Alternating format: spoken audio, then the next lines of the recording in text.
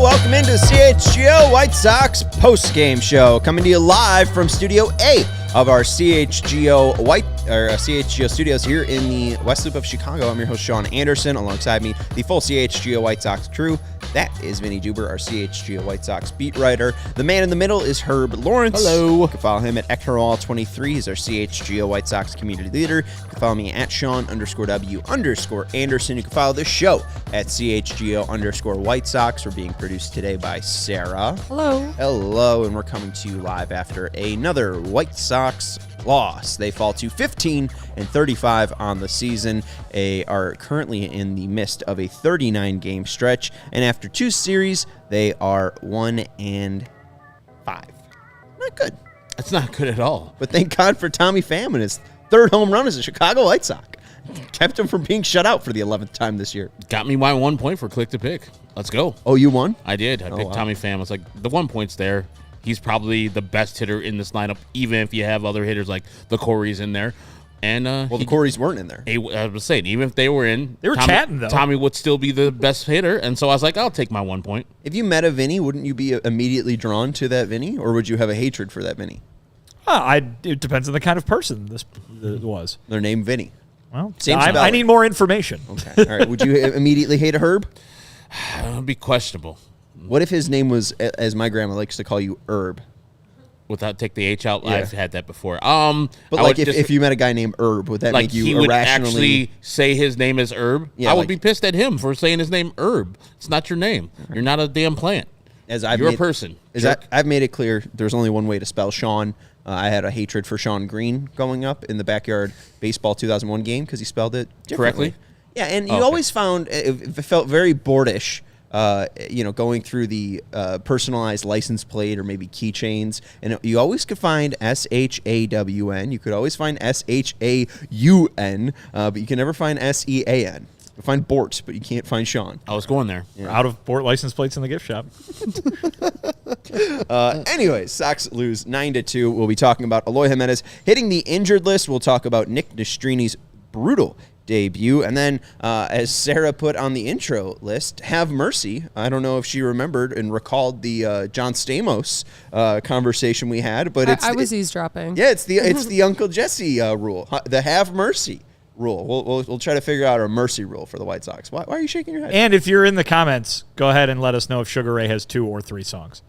Okay. It can't be 1, it can't be 4. It's 2 or 3. Vinny is contesting that it's Fly and Summertime. No, Someday. Someday, my bad. I am contesting that you could also put When It's Over in there. Herb, do you have any? Are you going to weigh in on the 2-3 argument? I've heard When It's Over. I don't like that song, but I would say it is a hit.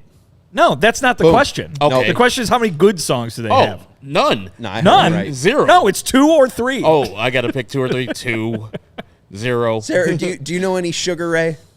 I don't even know what that is. Okay, She was probably not born when Sugar Ray was around. I mean, Google Sugar Ray. It was that time where rap rock was a thing, and they started off, they played the guitar, and then they did some scratching, and so everybody was happy. Like Limp Bizkit. I mean, they're like Limp Bizkit, I don't know but what worse. you're calling Sugar Ray rap rock? Yeah, that's I what they don't are. think They have a that's- DJ. no. They have a guitar. No. Rap rock. I don't I think guarantee that's you, fair. if you look up There's Sugar no Ray, rapping in Someday. 1990 rap rockers. It says Sugar Ray. 80s pop rock metal 80s. mashup. No, that's wrong. Yeah. I mean, they were Okay. started in '86. To be fair, I'm sure they were. they were known as Shrinky Dinky. Ugh. Then Sorry, they- Shrinky Dinks. Originally playing a heavier funk metal and nu metal style. Wow. They made popularity in 1997 with their more pop-influenced single, Fly. Correct. So they label themselves, I guess, as a pop band.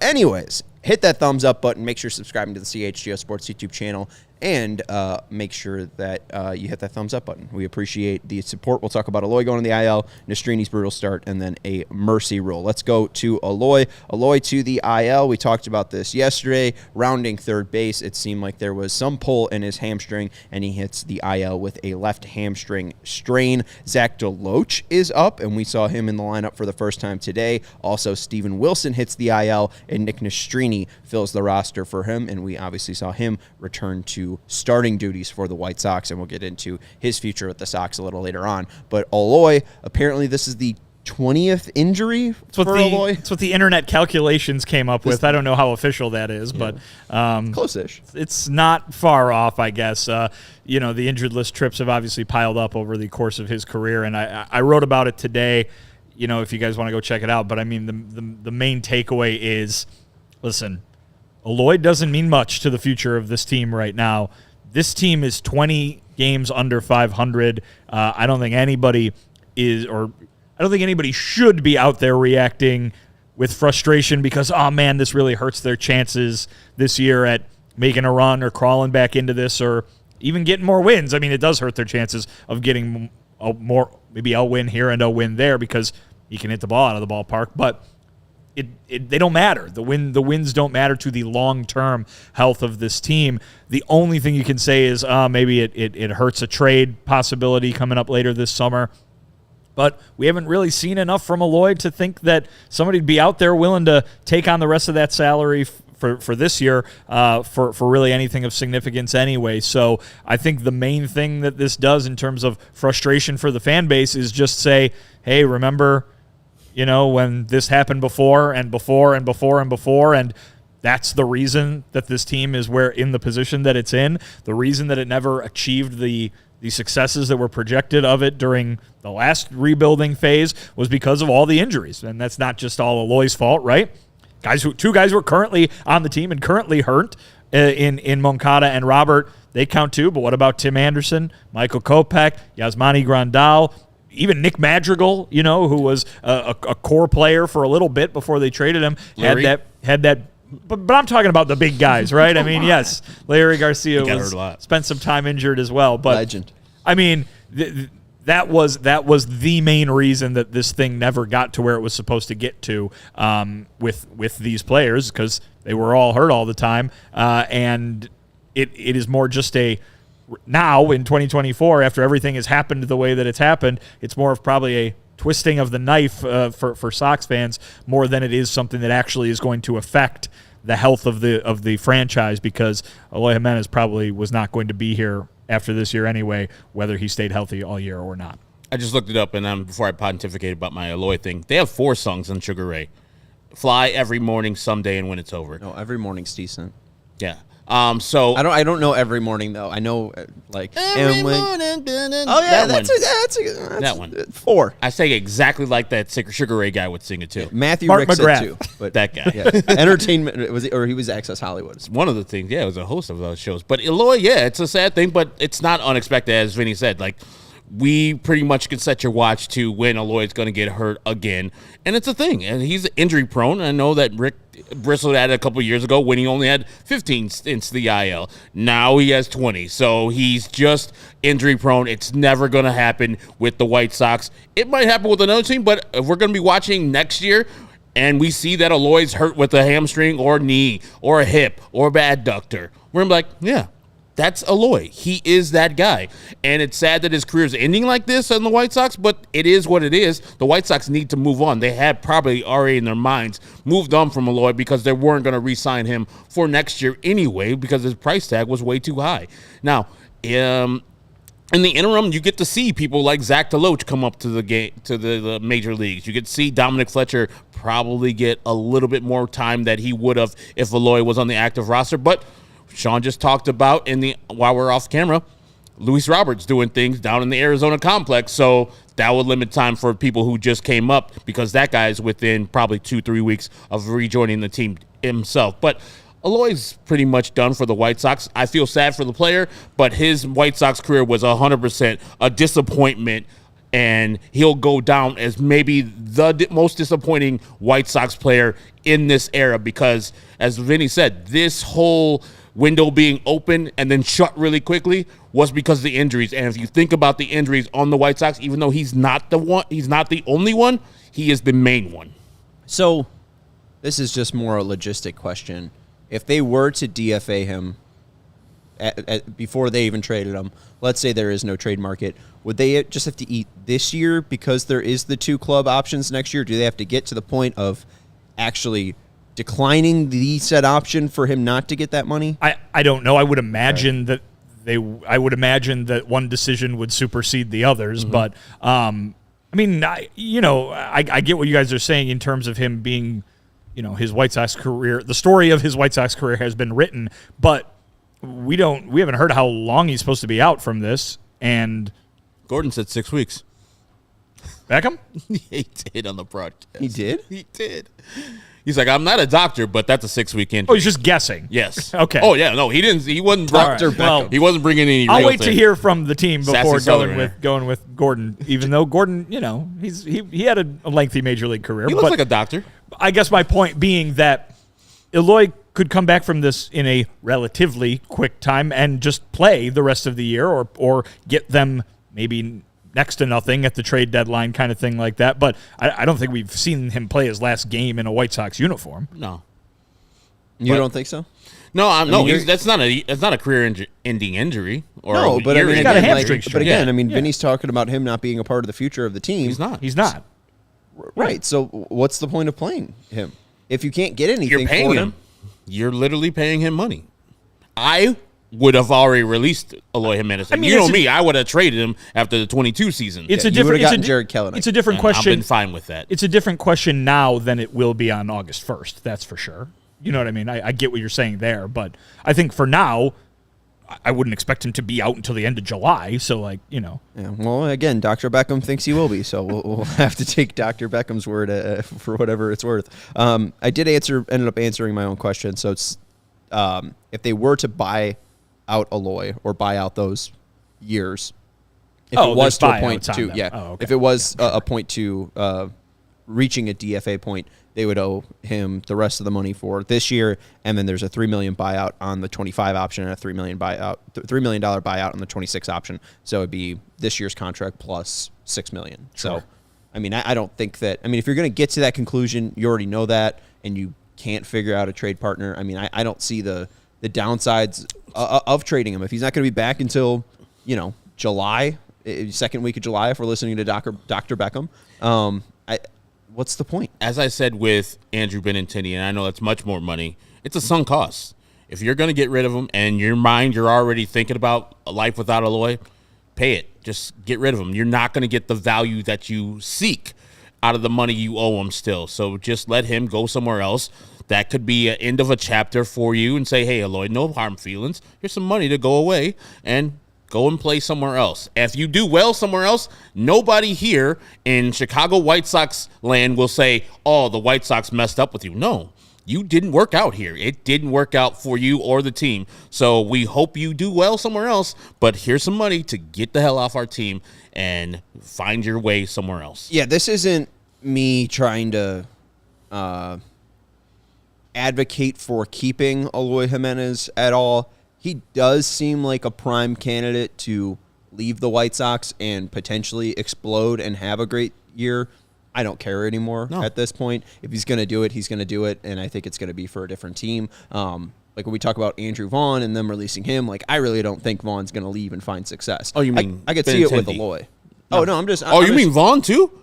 Yeah. Oh, wow. Why are you keeping him? He sucks. He's batting second, and he's got an OPS of like 500. Hey, I'm not going to argue. No, I know, He's but- probably one of the third worst players if you just go by F4 in the league. You know who the worst is, Sean? Andrew Benintendi. Yeah. Jose Abreu, not too far behind, too. But I do think Eloy, again, he's still, like, you see the type of power he is able to create, and I know it's kind of like Aaron Bummer. It's like he gets a ton of ground balls, and you look at the expected ERA, and it's great. But his actual ERA is 6.87. It's like, he still is hitting balls harder than he's ever have before. I mean, he's in the 90th percentile of average exit velocity. It's just he's hitting every damn ball on the ground, and he's not fast enough, and he's consistently hurt, and it's just time to, I think, cut the cord. So that's why I brought up DFA. I wouldn't be against it. We'll see what happens. Whether it's 6 weeks, whether it's 10 days, we'll have to wait and see on Eloy Jimenez's injury stint. Zach DeLoach did make his first appearance with the White Sox, made his Major League debut. Anything you took away from DeLoach's first game? No. Got a strong arm. He sure was out there. Yeah, he was out there. Definitely has a right fielder's arm. Yeah. Sometimes ill-advised throws, but, he's a White Sox. There's a lot of outfielders on this team right now. So and many. I'm not quite sure how it's going to shake out, but as we mentioned the other day, I don't think Andrew Benintendi's going anywhere. Nope. Certainly Luis Robert Jr. will be back soon, and then Tommy Pham, you have to keep him in the lineup every day, at least until he goes somewhere in a trade, you would imagine, this summer. So that should probably be their regular outfield, though we have seen Andrew Benintendi's playing time get throttled back a bit. You had Dom Fletcher in center today. We've seen Corey Julks come up and have some success. Now Zach DeLoach is here. They got a lot of outfielders. And no one's even mentioning Oscar Colas. Does DeLoach or Fletcher go down? I would think Fletcher. I would think Fletcher. Because Fletcher's value is that he can play all three outfield positions. If you have Luis Robert Jr. there literally every day, plus a backup center fielder in Tommy Pham. Why do you need Fletcher here? Because he's 36 years old, Tommy Pham. Just give him. I mean, Fletcher will be back, right? I mean, Pham is not going to make it past the trade deadline. You would imagine. So Fletcher would be back when that happens, I would guess. If I was a White Sox, I'll be thinking about trading Pham right now, like actually pulling the trigger now, because you don't want him to start playing worse, and then your offer gets worse. Yeah, I hear your point, and we should take a break and we could talk about Tommy Pham. Again, he had his third home run with the White Sox. His average is now 316 with the team, with an on base of 356 and a slugging of 474.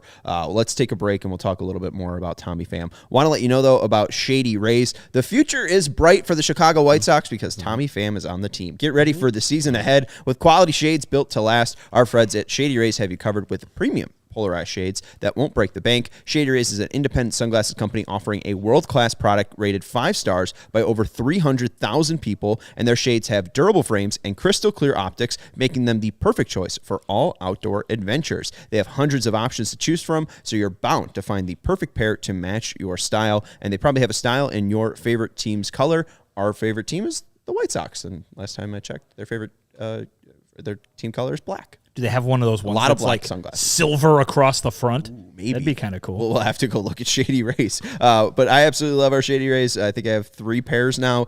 They are fantastic. They haven't broke. I haven't lost them. They are crystal clear, and they are the best polarized shades that I've ever had. So exclusively for our listeners, go take advantage of this great deal. They're giving out their best deal this season. Head to shadyrays.com and use code CHGO for 35% off polarized sunglasses. Try for yourself the shades rated 5 stars by over 300,000 people. Vinny, people love beer. People do. I'm one of those people. Oh.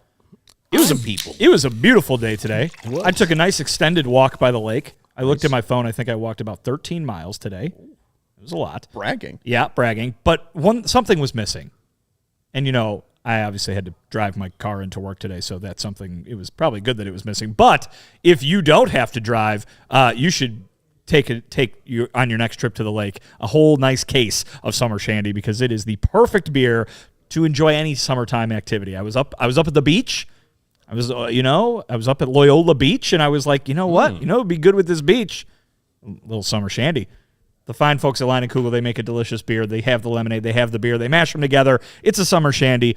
But for some reason, if you want more variety in your life, they have that too.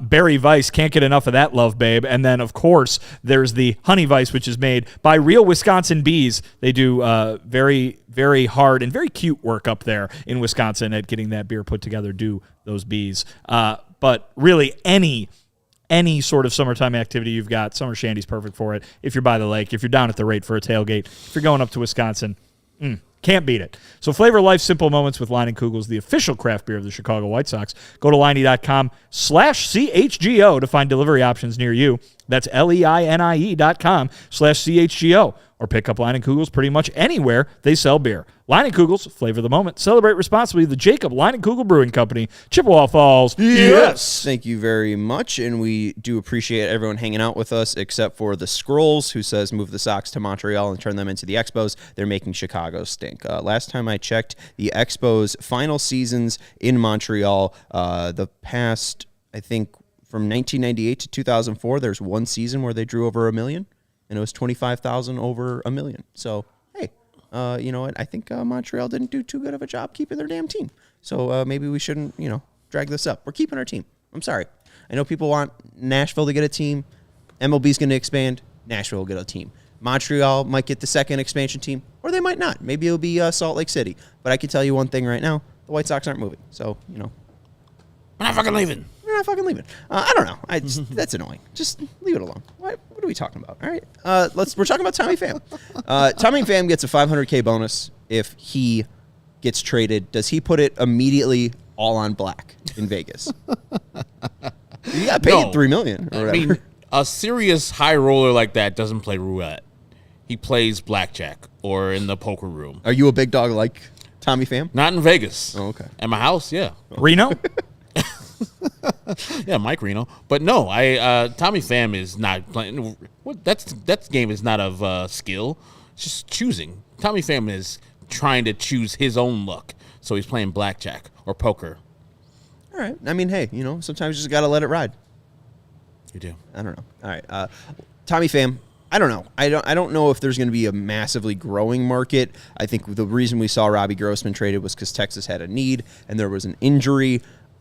That's what drives deadline deals a lot of the time is that need popping to the deadline. Up. We're not close to the deadline. Exactly. I don't know. Right. I'm just saying. That's what I'm saying. Well, there's no, Herb brings, I get what Herb's saying. Should trade him tomorrow because he's doing really well. His value, perhaps the intrigue in him as in a vacuum might never be higher should he, take a slide back or something like that.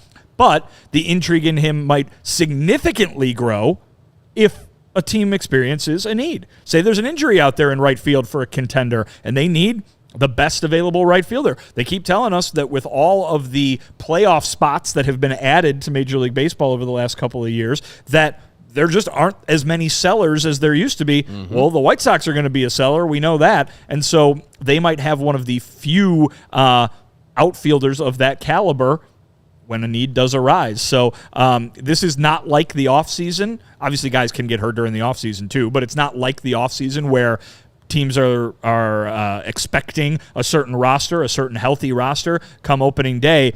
This is the middle of the season, and somebody could go down with a significant injury tomorrow, as we just saw happen to Eloy Jimenez yesterday. Not that it might end up being super significant, but an injury, right? If that happens to a contender, all of a sudden they need Tommy Pham a lot more than they did the day before. Yeah, and so, mine, as Vinny stated, that it was that your whole thing about his age and people of his age, their bats slow down after a certain while. And he's off to a great start, but he hasn't been this guy lately. Like he was that in New York a little bit last year, but when he got to Arizona in the regular season, he wasn't that guy. Yeah, but he wasn't that. But you only needed him to be that guy in New York because the White Sox are the Mets in this situation. They are. You only need him to be good until August. But can you get to August with him being this good? That's the problem. He seems like a psycho. Respectfully, I mean, because I don't want him coming after me, but he seems incredibly determined and incredibly serious to his craft. I would not doubt that at all, but I don't think he can maintain a 300 average with a 360 on base for this whole time. He'll get somebody to bite, and it will be a deal where you're getting the Zach DeLoach's back for the White Sox. So you're just getting more of what you got, and so it's good to get more of what you got, but also you have a glut in the outfield with a bunch of young players who are not going to be playing in the major leagues because Tommy Pham's going to be taking some of those spots. Corey Jokes will be taking some of those spots, and we already know that the worst player in baseball will be taking most of those spots in left field. So I would say let's try to get rid of that bunch of people in the outfield and start playing these youngsters as soon as you can. Well, and I get it, but that's like where you could go to MLB The Show and move over 3 tabs and then go to make a trade and be like, oh, well, I want somebody on the A's and I'll force a trade right now. I don't think there's a market. Like that's the thing is I'm fine with that. Again, why did we sign Tommy Pham in the first place? Like, I just don't think that there's a market right now to do that. But, I mean, we'll see. I mean, maybe tomorrow we'll come in and Tommy Pham's traded. Tommy Pham's a Houston Astro. Beautiful. We could, they gave us Corey Lee for Kendall Graveman. forget the guy that was traded for Corey Julks, but Luis Rodriguez, I believe was his name. two steals already from the Houston organization. Let's go give him Tommy Pham for, I don't know, Kyle Tucker. Would they do that deal? Man, Kyle Tucker's having a sensational year. We should get him. All right. He's still Kyle Tucker. You know who's having a rough go at it? Nick Nastrini. Certainly tonight. Nick Nastrini had a tough night. Oof. Let's talk about Nick Nastrini making his third start for the White Sox. 3 1/3 innings pitched for Nick Nastrini, 86 pitches total. He allowed 7 hits, 9 earned runs, 6 walks, had 0 Ks. He had 9 whiffs, 9 called strikes for a total of a 21% called strike plus whiff percentage. Again, major league average for starters is 30%. We did see an uptick in velo, but a not good start for Nick Nastrini. The second inning is where it kind of all fell apart. What did you guys take away? He was walking everybody. 6 walks. I mean, he only got 13 outs. So, I mean, you know, he walked half as many guys. Then you throw the 7 hits on top of it. He literally let on as many players as he got out today. It was ugly. And in that second inning, it didn't really look like he had a chance. Blue Jays hitters were just crushing him. And when they weren't crushing him, he was walking them. Yep. And, you know, that he stayed in there till the 4th inning was pretty surprising after what happened to him in the second. But he gets into the same kind of trouble and had to leave again. So it was a very ugly outing. I guess the thing that you look to is it was only his 3rd start of the year and his 3rd start of his career as a big leaguer. So this is a guy who's going to get more chances, it sounds like, from Pedro Grifol. He's going to have to navigate through this. I mean, I don't expect every start to look like that, but even if the rest of the year his starts don't look great, remember what Lucas Giolito said about how valuable to him that season was where he was the worst pitcher in baseball and the White Sox let him go out there and fight through it. Remember how he said how much he learned from that and how appreciative he was for that type of opportunity. The White Sox are in that position again as an organization where they can be giving those kind of opportunities out. I'm not sure if by the time we get to August and September, things will shake out where Nastrini is still making all those starts because there's a lot of other guys down in the minor leagues who might be earning opportunities as well. But definitely give the guy a chance to fail, to learn from it, and apply it not just one more time, not just 2 more times, but multiple times, but a whole bunch of times over the remainder of the season. Again, from what Pedro told my colleagues up in Toronto, it sounds like this is not a call him up and send him back down type situation. And hopefully for his sake and his development's sake, he keeps getting these shots. And like you said, Vinny, I don't mind that he got absolutely torched today. I would like to know if the walks were more of a product of him being scared of contact because they were pretty much cracking him every time he would throw the ball over the plate, or he just didn't have the control of those pitches. I mean, I know it's a combination of both, but I want to know, because I want him to attack these hitters. If you're going to give up runs because you threw the ball over the plate and they hit you hard. He did that too. He did. Yeah. Did that in the second inning. Yeah, but I want you to and just give up hits, not give up 7 hits and then also 6 walks without striking out a person in the world.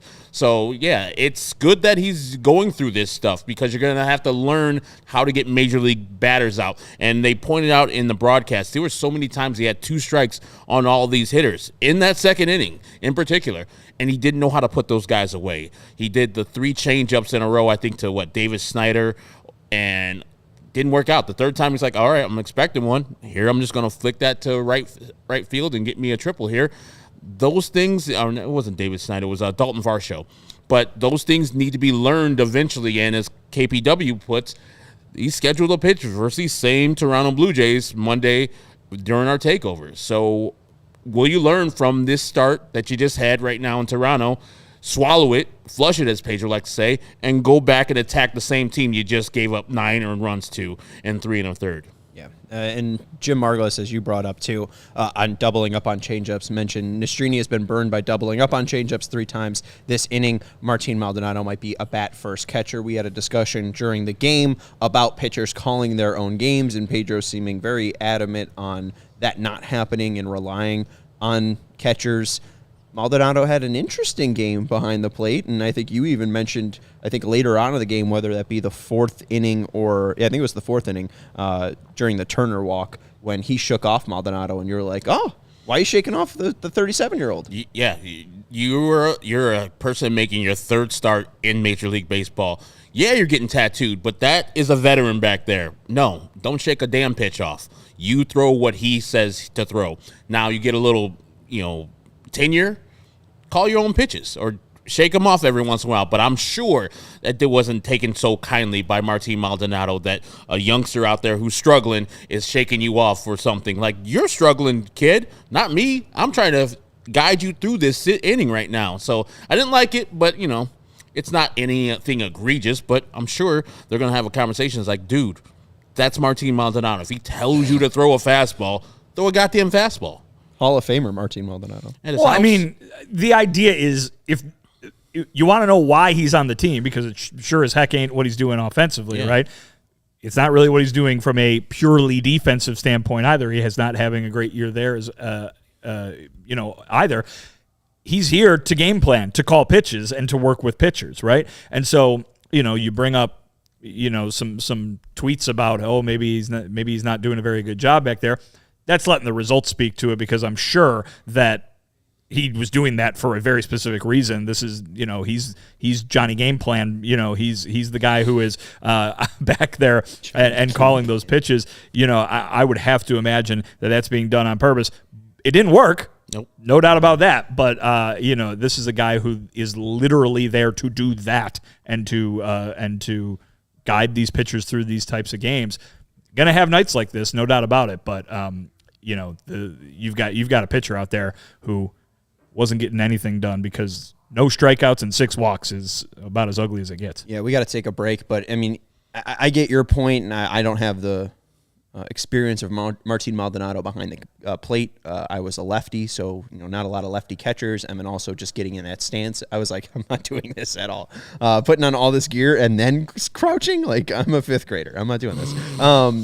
But to Vlad Guerrero, which I think was the most egregious one, changeup that he got a swinging strike on the second pitch to make it a 1-1 count, and then it was another changeup that was more middle, and I just know that it's a faux pas to throw changeups to right-handers, like a right-hander, right-hander on right-hander or left-handed on left-handed, and especially back-to-back. And then it's mainly Nastrini's fault. I don't think Maldonado was like throw it down the middle of the plate, right? But still, it's interesting, especially with that being Nastrini's third pitch and not maybe his go-to. It also kind of exposes issues with Nastrini's entire pitch mix as well, forcing fastball, slider, and changeup. I don't know if there's anything to get righties out.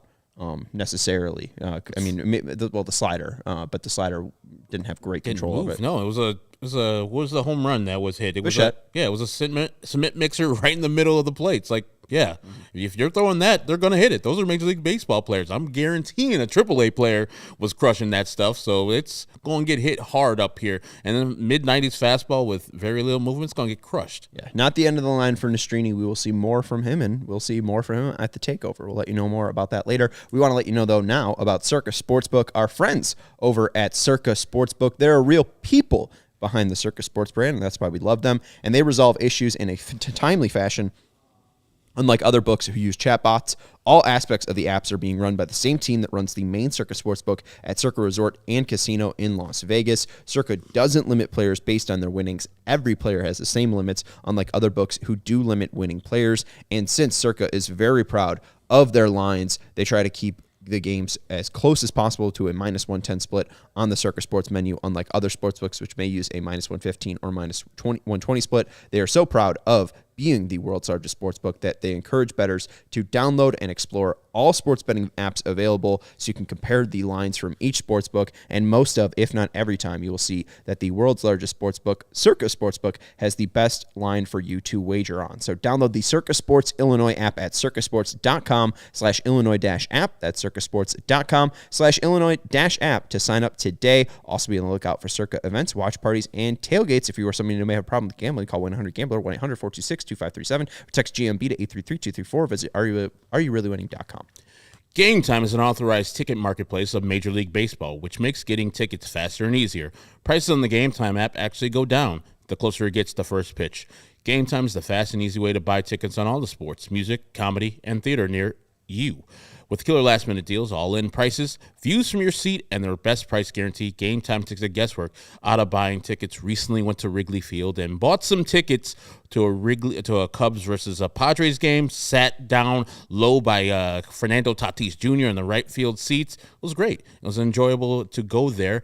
Checked all the secondary markets. None of them had a lower price in that section and row. But if they did, I would send that information to Game Time so I can get the Game Time guarantee, and 110% of the difference would be in my account like I have done for the Atlanta series like I did in 2022.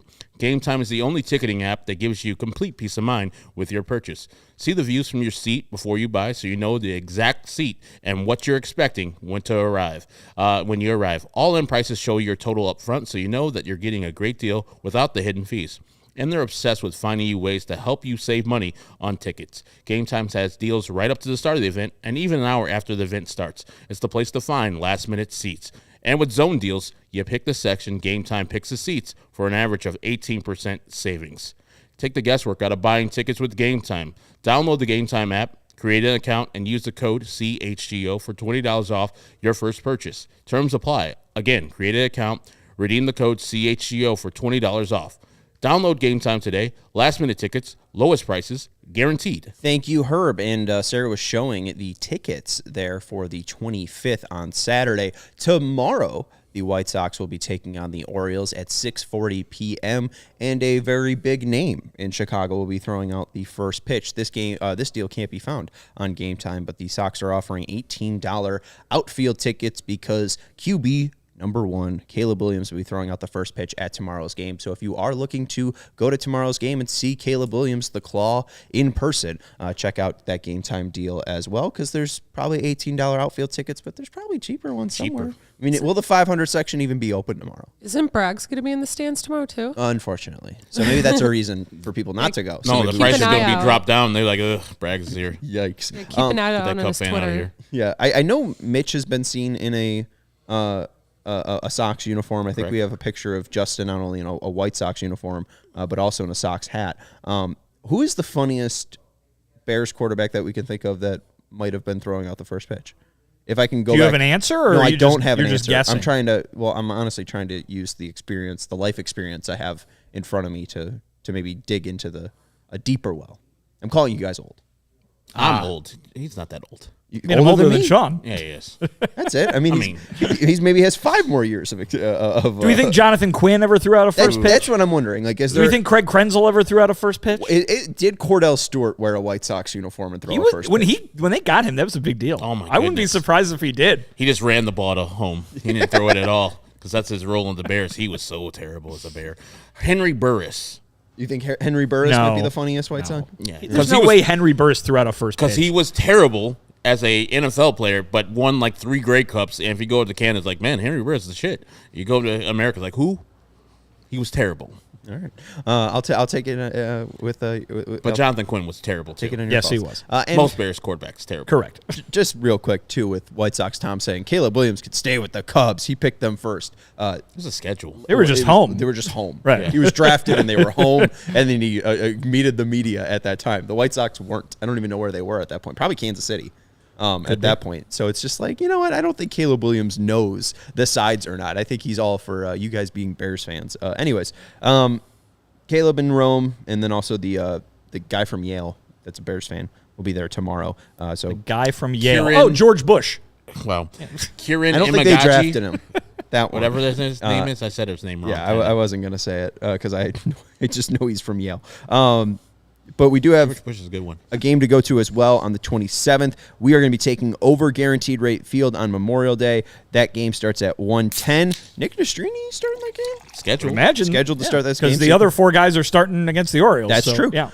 Mike Glennon apparently threw a first pitch. But yeah, you can go and join us for the CHGO White Sox takeover on Memorial Day at May 27th at 1:10 p.m. There are still tickets available, but not many. So if you are interested in getting tickets, get them now. That takeover will start at Turtles that day on 33rd. Any other information you want to add? You excited just for that day? Oh, my goodness. Pumped? Can't wait. I mean, like I always say, it's a great time at the ballpark, no matter the teams, no matter what's going on. you're always going to have a good time at Guaranteed Rate Field or any Major League Baseball stadium. And you saw the Toronto Blue Jays bludgeon the White Sox. Hey, offense is going to be in the house that day. I don't know if the White Sox are going to show their offense, but we're going to be down there in 147 and cheering them on to get a lot of runs that day. Wear sunscreen. Lots of it. Because as I learned 2 years ago when we did our tailgate, and then we went up in the upper deck, and I joined you guys from the press box. I got just destroyed by the sun, like 2 or 3 weeks before my wedding. So I was worried that it was going to be a problem, but I'm bringing a whole bottle. Don't worry. Yeah, I'd bring a tub. Yeah. I did like that one of them for Home Depot buckets full I of had to do that for the sunscreen. 120 club that we did. I brought a whole thing of sunscreen, and it was empty by the end of the game. Yeah. Yes. And it looks like first pitch is going to be 66 degrees, Ooh, that sounds rising nice. up to 71. That is nice. Beautiful Very day. nice. It's a beautiful day out there at Guaranteed Rate Field. What better thing to spend on Memorial Day than, of course, saluting the troops that have given their lives for us, and also going to the ballpark. I heard Mike Phipps going to be throwing out the first pitch of that game. Who's that? 1979 How Bears old do you think I am, man? I don't Damn. know. I literally Googled 1979. And Well, clicked so who started Sarah, the first game. Sarah mentions that Mike Glennon threw a first pitch. Did you know who might have thrown a first pitch? Andy Dalton. Did he throw a first pitch? Now, you want to talk about somebody being on fire. He looks like if he goes out to the sun, he'll just disintegrate. Did Jimmy Clausen maybe throw a first pitch because he went to Notre Dame? Obviously, he wasn't the starter, but he went to Notre Dame. I could see after they got him, local Notre Dame guy. All you Notre Dame people who probably didn't go there, but like Notre Dame for some reason, probably going to cheer for Jimmy Clausen if we even make him throw out the first pitch. I don't see it. I don't. I mean, we had Ghost. Ryan Poles threw out a first. I remember Papa Emeritus the fourth. Yeah. My man's. Oh, that guy. Yeah, I don't. Scary monster. The scary monster. Yeah. I don't think. I think this is more of a newer thing. The first pitch ceremony. I don't know when that was introduced. I don't think that's a Bill Veeck thing. All right. Sean. There was a quote today that I found funny. This was from Mariah Woelfel of WBEZ. Mayor Brandon Johnson said today's 6-hour city council meeting was like, quote, sitting through 9 innings of White Sox baseball. Ooh. And I was like, damn, that's a pretty sharp. The mayor said that? Yeah. Wow. At 4:40 p.m. I thought that was pretty sharp as you guys are reacting, but then I guess Brandon Johnson has psychic visions of a 9-0 ass kicking. I guess 9-2 after Tommy Pham had something to say about it. But how do we fix this? Because we had the pitch clock, but still, this game was longer than yesterday, and yesterday was more exciting. This game was over by the second inning. How do we fix this issue of lopsided baseball games continuing to drag on? I'm having trouble getting past that quote from the mayor. I mean, that's wild. Unnecessary just taking a shot. Taking a shot. Sideswipe at the White Sox fans and their team. I mean, he's not wrong. I think we have a quote graphic, Sarah. He's not wrong. To answer your question, here's the thing. There are 162 of these every year. Yes. Why do they all need to be 9 innings long? Amen. I don't think even somebody who's rooting for the best team in baseball who they think could go 162-0 if everything aligns correctly is sitting there saying, boy, I need 9 innings of this every single day. No. Again, that's not a complaint. Baseball's baseball. That's fine. But when it's 9-0 in the second inning, why can't the game just be 5 innings? What is the harm if it's 5 innings? Right? And so just call it after 5 innings. If it's you can even give it a ridiculous number. Say they have to be winning by 10. But there are a lot of times when teams are winning by 10 in the 5th inning. Go ahead and just call it after 5 innings. Right? Yeah. If your team doesn't score a run and your opponent gets to bat around ever in the game and you have 0 runs, game's over. Or if your manager, the opposing manager, gets mad at you stealing second base because he thinks you're showing up, the team's like, all right, then the game's over. You don't want me trying anymore, then that means the game has to be over. We're up 6 runs, so I can't steal a bag anymore. Yeah, if you ever feel like, hey, we're showing you up, then the ump could say, okay, that's enough. We don't need to play baseball anymore because apparently you can't try after winning by 6 runs or more. But at 10 runs, if it's ever 10 runs, game is over automatically. Ooh, I like Unless that. There's a perfect game. After 5 innings. No. Just in the third. The first inning, you go up to bat, you get 0 runs. You get a hit because my caveat of all this is you keep on playing if there's still a perfect game and or no hitter still going on. But you go up there, get 1 hit in the first inning, no runs. And then that team in the bottom of the first gets 10 runs, the game's over. All right, guys, we're wrapping it up. It's game over. Thanks for coming out. It's been real. It was and it's pitch clock too. So that top of the first is probably like 6 minutes. Yeah, it's like, why do I have to stay through this? You saw the ump in this game, and so many complaints from White Sox batters. Like, I saw Nicky Lopez a couple times look back. Is like, is that a strike? It's like, yeah, it's 9-0. That's pretty much what the ump looked at him. It's like, dude, swing the bat. I don't care if it's not a traditional strike. I think it was Dan Iasonia back there. He's like, swing the goddamn bat. You're out. I mean, they'll call a 1-0 game after 5 innings if it rains. Yes. So, like, why not call a 10-0 game? Just cuz. Well, Right? because it's like, it rained. Sorry, we couldn't give you another chance. It rained. At this point, it's like we gave you chances. You gave up 10 runs. I Also, think the main issue is people paying for tickets. hey, man, you saw the game. That was the game. You want to stay for 7 more innings because you paid money? Good. Great. They're paying for a show. I think we should continue to give them a show. I think there's 2 options. We either have just a fun, no real rhyme or reason home run derby. You get to see each team pick a guy. Toronto picks Vlad Guerrero. White Sox, I guess, pick Tommy Pham or Tommy Pham. DeYoung? Gavin Sheets. Gavin Sheets, Paul DeYoung for a home run derby. But they get one. They select one guy, or maybe the entire batting order gets 1 swing each. Yes. And then it's home run by distance, and it's just Add it all up. yeah, and it's just for fun. We don't have to record the. So this has no impact on the This is game. It's just this is what you, the fans who paid for this, get because we only played 3 innings of baseball. Game's over. We had 4 more innings left to go, and it's basically like batting practice again. We're just gonna put on a little show for you, put on some some music, and we'll have a good time. That's a great idea. And I would also add, like, if you ever bring in a position player to pitch and that guy gives up a home run, game's over. Automatically. If you're in a position, no pun intended, where a position player needs to pitch, that's a slaughter rule. Yeah. The game should not get to the point where a position player has to pitch. Correct. Because the only reason you're putting a position player in is to save your bullpen because you have deemed this game out of hand. Yeah. It is the human embodiment of a white flag, right? And they do something. They have new rules when you can actually bring in a position player to pitch versus that other team. I think you have to be up by a certain amount of runs, or it has to be the 8th or 9th inning. Something dumb. It's like, by that time, if you're telling me I can't pitch this position player, can we wave the white flag? Pedro just goes out there, hey, man, I don't want to be throwing Larry Garcia out here, even though he's not on the team. Under the guidelines, leading teams have to be up by 8, 10 or more in the There you 9th go. inning in order to let a position player pitch, while trailing teams can use a player position anytime it's down by 8 or more runs. So, and position players can pitch at any point in extra innings. Let's just end this game. And again, like Tom's bringing up food vendors, right? I don't think you can end the game after 5 innings because there's 20 more thousand hot dogs to sell. They'll do it if it rains. They'll do it if it rains, but that's rain. I mean, no one wants to sit through rain, I guess, if you have a dome. Maybe they can keep somebody on retainer. We brought this up. A hologram post-game concert. I brought up Uncle Jesse from Full House. You said no. But, Why would anyone want to see that? it's something. It doesn't have to be good. I thought you were saying that the team that gave up the 10 runs has to sit through that. That's their punishment. Oh, that's their punishment. Oh, no, we're trying to entertain the fans. I mean, Family Guy used to spend, a couple segments on Kanye Twitty cutaways. I mean, what are we doing? What's Kanye Twitty doing? Is he dead? I would imagine. Probably. Yeah.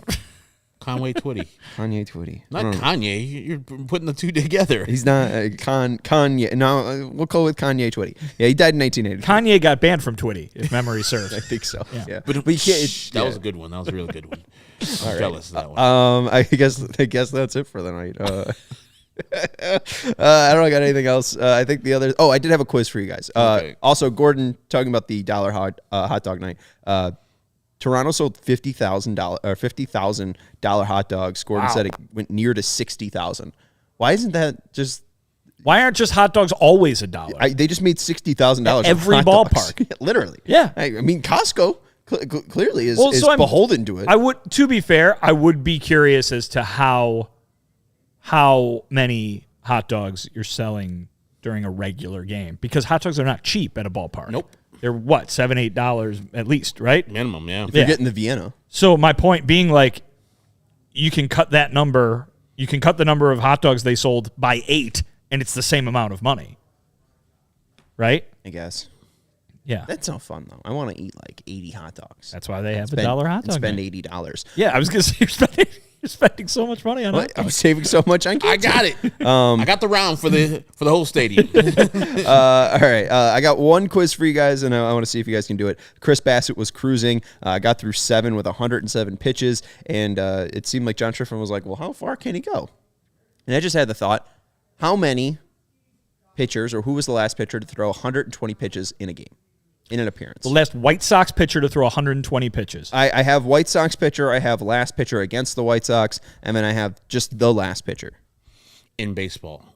Gonna go with last White Sox pitcher, I'll say Chris Sale. Shocker, correct. I don't know if you're looking at my notes. No, I'm not. Yeah, Chris Wow. Sale, 2016, August 26th in a 3-1 loss versus Seattle. Wow. Chris Sale. Chris Sale. Shocker. So then the last pitcher to do it in baseball, period. Ooh.